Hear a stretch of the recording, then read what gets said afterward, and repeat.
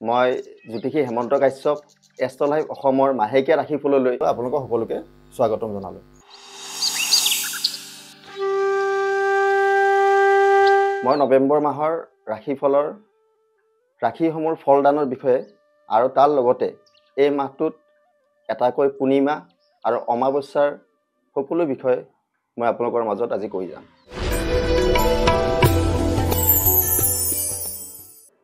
এইবাৰ আহিলোঁ মই কন্যা ৰাশিৰ জাতক জাতিকাসকললৈ।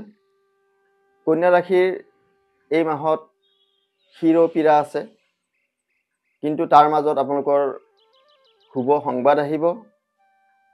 ভাতৃৰ লগত বিবাদ আহিব পাৰে, ভাইৰ মাজত মনোমালিন্য আহিব পাৰে, আত্মীয়ৰ আগমন ঘটিব। এই মাহত আপোনালোকৰ মানসিক শান্তি বিঘ্নি হ'ব, নতুন যোগাযোগ আহিব পাৰে, প্ৰিয়জনৰ আগমন হ'ব পাৰে। যদি আপোনালোকৰ কোনোবা প্ৰিয় মানুহ আছে, তেওঁৰ এই মাহত আপোনাৰ ঘৰলৈ আগমন হ'ব পাৰে। ধন টকা পইচা ক্ষতি আছে এই মাহত। এই মাহত আপোনাৰ মাতৃৰ কষ্ট হ'ব। শিক্ষকসকলৰ কাৰণে এই মাহটো যথেষ্ট শুভদায়ক আৰু বিদ্যাৰ্থীসকলৰ কাৰণেও এই মাহটো যথেষ্ট শুভদায়ক।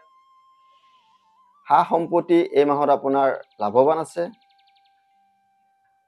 সুযোগ আৰু অৰ্থ লাভ আছে এই মাহত। শত্ৰুৰ ক্ষয় হ'ব আৰু যথেষ্ট কিছুমান ক্ষেত্ৰত ক্ষতিৰ সম্ভাৱনা আছে আৰু সন্তানৰ ক্ষেত্ৰত শুভ আছে। এই মাহত এটা পূৰ্ণিমা আৰু এটা অমাৱস্যা আছে। পূৰ্ণিমাৰ দিনাখন ৰাস মহোৎসৱ আছে আৰু শ্ৰী শ্ৰীকৃষ্ণৰ ৰাস মহোৎসৱ।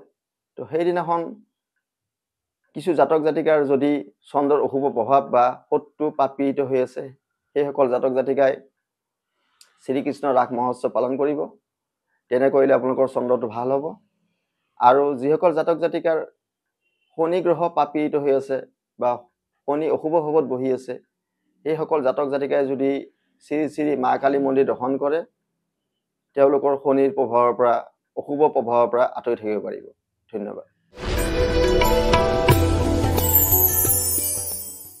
মই হেমন্ত কাশ্যপে এষ্ট্ৰ লাইভ অসমৰ মাহেকীয়া ৰাশিফলৰ এই অনুষ্ঠানৰ পৰা বিদায় মাগিছোঁ। আপোনালোকৰ দিনবোৰ শুভ হওক।